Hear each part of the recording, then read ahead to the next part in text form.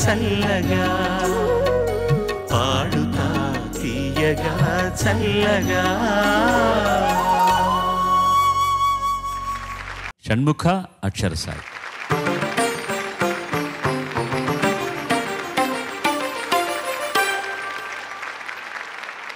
ఇటు అటు ఉండాలని ఏం లేదు. మీరు ఎటు కావాలంటే ఎవరి ముందర వస్తే అటు కూడా ఉండొచ్చు. ఉండి నువ్వు అటు వెళ్ళు నేను ఇక్కడే ఉంటాను అని అలాంటివి ఏమీ లేదు. కానీ ఒక చిన్న అలవాటు ఉంటుంది ప్రతి వాళ్ళకి. నాకు రికార్డింగ్ స్టూడియోలో చూసా కదా, నాకు స్టాండ్ లెఫ్ట్ సైడే ఉండాలి. రైట్ సైడ్ ఉంటే I'm lost. I don't know why. ఇటు చూసి పాడాలంటే నాకు ఎందుకు అలవాటు అయిపోతుంది. మనకి లెఫ్ట్ సైడే ఉంటుంది. అదా చిన్న రూమ్ ఉంటుంది, వాయిస్ రూము. తలుపేసేస్తే కొంతమందికి ఊపిరానంత గిలగిల్లాడిపోతారనమాట.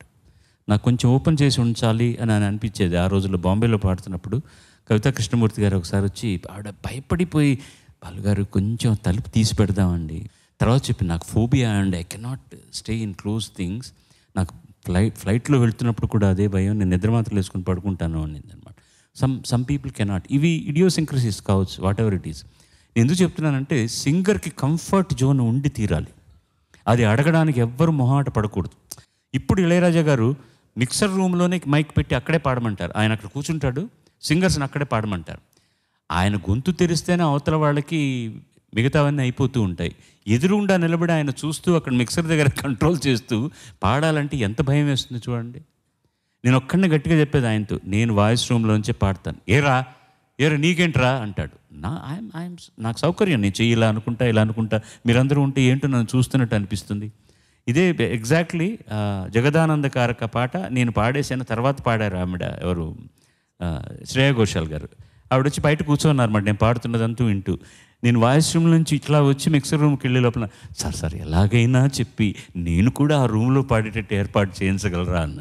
చెప్తానమ్మా చూడు వాడేం రియాక్ట్ అవుతాడు అని. లోపలికి వెళ్ళిన తర్వాత పాట విన్న తర్వాత, ఓకేనా రా అన్నాడు. నాకు ఓకేరా, నువ్వు ఓకే అయితే చెప్పు అన్నాను. సరే ఓకే, ఇప్పుడు అమ్మాయి పాడాలి కదా తర్వాత అన్నాడు. అరే పాప అమ్మాయి కూడా ఏదో ఇబ్బంది పడుతోంది అక్కడ. నీ పని అయిపోయింది కదా రాస్కెల్, నువ్వు వెళ్ళిపో బయటికి. ఎందుకురా వాళ్ళందరినీ చెడుపుతావు, నువ్వు చెడపొద్దు, అమ్మాయి ఇక్కడే పాడుతుంది అన్నాడు. సరే ఓకే నువ్వు పాడించుకో అలా. బట్ ఒక పెద్ద మహా సంగీత దర్శకుడు ఉన్నప్పుడు ఏం పాడాలి మనకు, కొంతమంది కళ్ళు ఇలా చిట్లిస్తాం, ఇలా అంటాం, ఏదో ఉంటుంది, ఆ మధ్యలో ఊపిరి తీసుకోవడానికి అటు తిరుగుతాం. నేనైతే I just walk around and come to the microphone. ఇవన్నీ కూడా comfort zone for a singer అనమాట. అది ఎక్కడ ఉన్నా పర్వాలేదు. ఎప్పుడైనా సరే మీరు ప్రొఫెషనల్స్ అయిన తర్వాత, I wish you all will become professionals. Recording స్టూడియోకి వెళ్ళాక మీకు ఏది కావాలో అడిగితే ఇచ్చే ఫెసిలిటీ ఇప్పుడు ఉంది. ఆ కంఫర్ట్ జోన్ మాత్రం వదులుకోకూడదు. మీకు ఏం కావాలో అడగాలి, తీసుకోవాలి, పాడాలి. వీళ్ళిద్దరూ ఎంపిక చేసుకున్న పాట ఇది కూడా కోదండపాండి గారు చేసినటువంటి పాటే. దాశరథి గారి రచన, ఘంటసాల మాస్టర్, సుశీలమ్మ పాడిన పాట. జ్వాలా ద్వీపరహస్యం సినిమా నుంచి చుక్కలన్నీ చూస్తున్నాయి.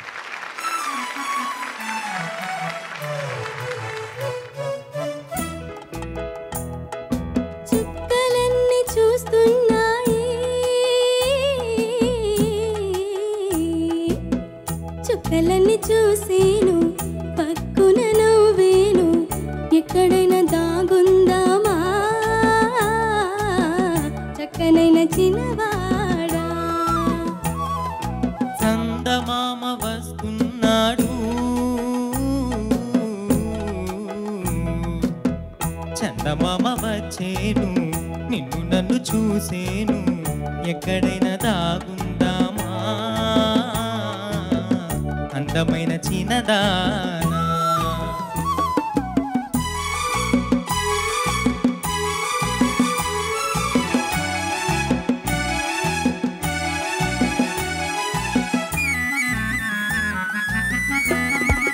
మల్లె తీగ మాటున కళ్ళు కలుపుకుందామా, కళ్ళలోని కోరికతో మనసు నింపుకుందామా. మల్లె తీగ మాటున మల్లెలన్నీ చూసేను, కళ్ళలోని కోరికలు మల్లెలు కాజేయులే, కళ్ళలోని కోరికలు మల్లెలు కాజేయులే. చుక్కలన్నీ చూస్తున్నాయి, చుక్కలన్నీ చూసేను పక్కున నవ్వేను, ఎక్కడైనా దాగుందామా చక్కనైన చిన్నవాడా.